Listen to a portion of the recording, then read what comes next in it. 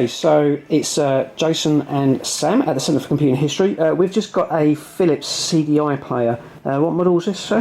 CDi 220. CDi 220. So we've got one of these players in, and it's working, except that it doesn't actually play a game.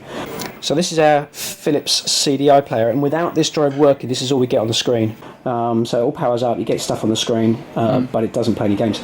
So Sam has fantastically fixed it for us, and he's just going to show you now, because it's something that we haven't seen too much online about this. So he's going to show you a fix that might get yours working. Yeah, so you're going to need to take the console apart for this method, so there are other tutorials online, so if you just follow those.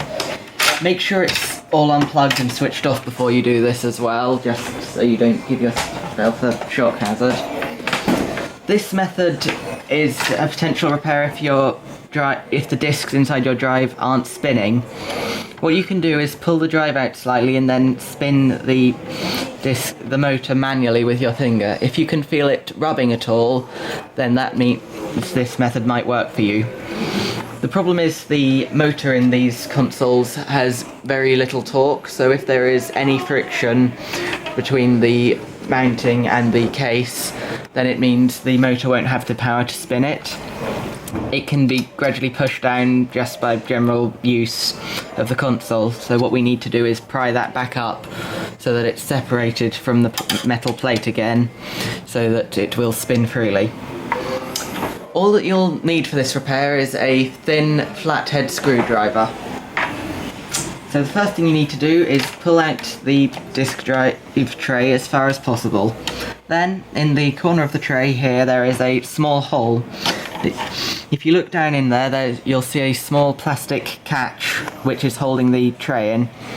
If you just pry this out with your screwdriver, you can then pull the tray out. Be gentle whilst doing this because it is relatively easy to snap. Whilst you're inside, it might be worth taking a quick look at the belt for the disk drive open mechanism, but that's not the source of the problems here. What you need to do is take a look at this motor. If it's rubbing, then you need to insert your screwdriver underneath it and pry it upwards to loosen it slightly from the surface. You need to go around the motor and do this from as many sides as possible. You can use a reasonable amount of force whilst doing this. You need to try and get your screwdriver actually under the motor to get it lifted, but you shouldn't be too violent at first. When you're done, the motor should spin quite freely. When you're done, the drive tray should just be able to slide back in from the front and go over the catch. Then you can test the console. You just plug it in.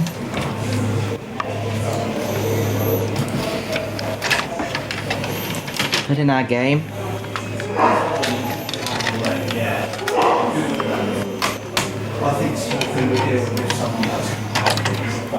Power it on, and it now spins up freely.